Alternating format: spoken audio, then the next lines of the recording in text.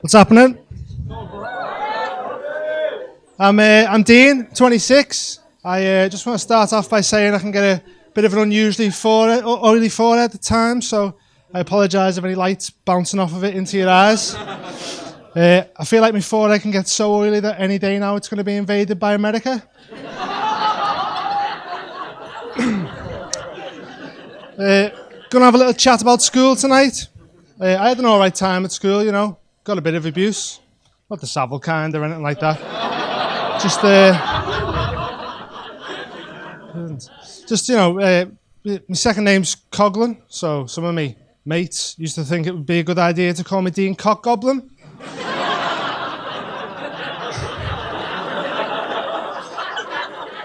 Sound just like them.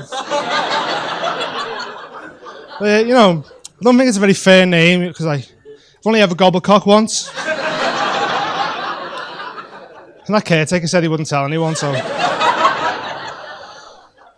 But yeah, one of my favourite things about school is that I had some teachers and the names are so fit into the subjects that I feel like it was the only reason that they got into education, you know. I'll give you a few examples, they're all true, otherwise I would have just left them out. So we had Mrs. Baker, she was a cookery teacher. We had Mr. Birch, who was D of E and woodwork. We had Mr. Pye, maths teacher. We had probably my favourite one because it sounds the most made up, but I promise you it's true. We had a Mrs. PE trainer.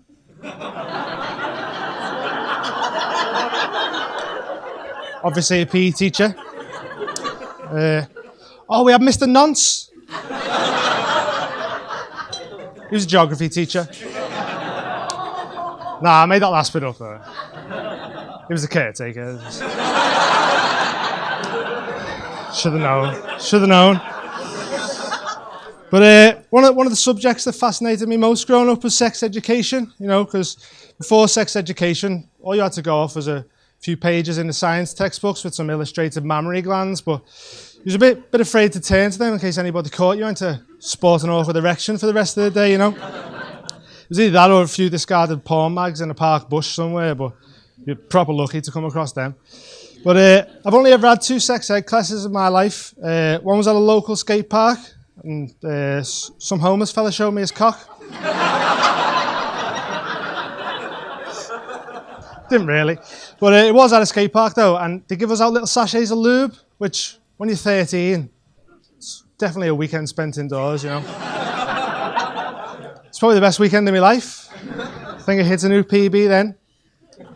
8 times in a day, if anyone's wondering. But, you know, my second one was actually in school, and started off as they all do, like putting a condom on a banana. And I always thought you could gauge how much of a freak your teacher was by how well he could put the condom on, you know? It's like if they can't get it out the wrapper properly, they're unrolling it before they're putting it on, like they're putting a plastic sheet back on a pepperami. Definitely a virgin, you know, but my teacher put it on with the mouth. He had to take his teeth out to do it, like. But dirty old bastard. Funnily enough, his name was Mr. Cockgoblin, like. It's no relation or anything, no. Otherwise, I've been sent some weird pictures by my uncle. But after that, they went on, as they all do, to the big one. Childbirth, life's great miracle, and the ruiner of dreams. And like most people my age, all we had to watch in school was the old VCRs. And the problem with VCRs is, if you don't stop them to rewind them, you see everything on screen in reverse. Which, unfortunately for my class, was a woman giving birth. So my class's first look into childbirth was a woman laying peacefully on a bed with a newborn. And all of a sudden, nurse comes in, plucks the baby from her, takes it over to a bath and begins to cover it in blood and other bodily fluids, like some sort of black metal sacrifice. Hands it to a doctor. The doctor then pulls out some surgical scissors, like the world's creepiest magician. Reattaches the umbilical cord and begins to push the baby back inside the mother, feet first. It was horrific. I've tried to come up with the best way to describe it to you. And so, have you ever tried to put a sleeping bag back in its case? It's a real struggle, you know. It looked like a slow motion replay of a rugby pass. You know, just.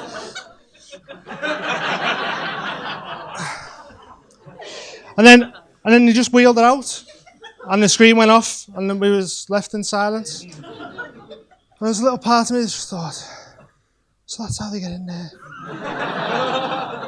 But you know, I still don't know what was worse, like the fact that my first insight to childbirth was this horrific reverse video of a baby going back inside its mother. Well, the fact that I used them images for wank number 8 in my PB. Bush porn just doesn't cut it after number 5. I like to watch a lot of animal documentaries. I made up Blue Planet's back, you know. And the best thing about Blue Planet is it took like a team of dedicated scientists and marine biologists 4 or 5 years to make this documentary. For people like me to sit at home and just go, that's mad, that! You seen this? And it is mad, you know. You see an octopus. You see an octopus on the telly, you just think, just an octopus. It's not an octopus though, it's a fucking alien. Because, you know, if you were out having a nice picnic and all of a sudden one fell out the sky onto your nan's head, you'd be fucking ringing someone. You know, you'd be on the phone to Will Smith, getting him to come and fucking punch its head in. It's not right, man. It's not right. But another thing I like about Blue Planet and that is every now and then they try and slip in little facts about the animal's genitalia, you know? Like, you'd be watching it and it'd be like, oh, here we have a blue whale, average lifespan of 80 to 90 years, hold its breath for up to 35 minutes, sticks as big as a bus. So, in light of these, I've decided to take a bit of time and compile my own list of my favourite animal dick facts. They're all true. They're all from the words of David Attenborough himself. So, number 1, male ducks have a corkscrewed penis that springs from their bodies in less than half a second and can be 20 centimetres long when fully erect. So, if you can imagine Spider-Man's web, but instead of web, a 20 centimetre long turkey Twizzler flops out of his crotch. That's pretty much what it's like. 20 centimetres, by the way, is 1/10 the height of Danny DeVito.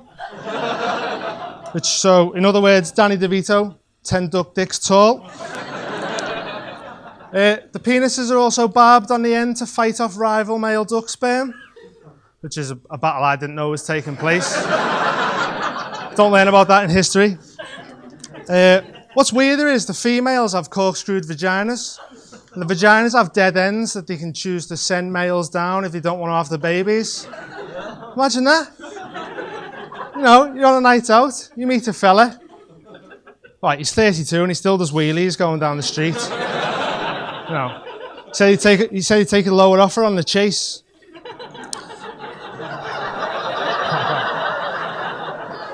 Winds me up, that. But you know, he's mates with a drug dealer and he got you a free Kia Keto.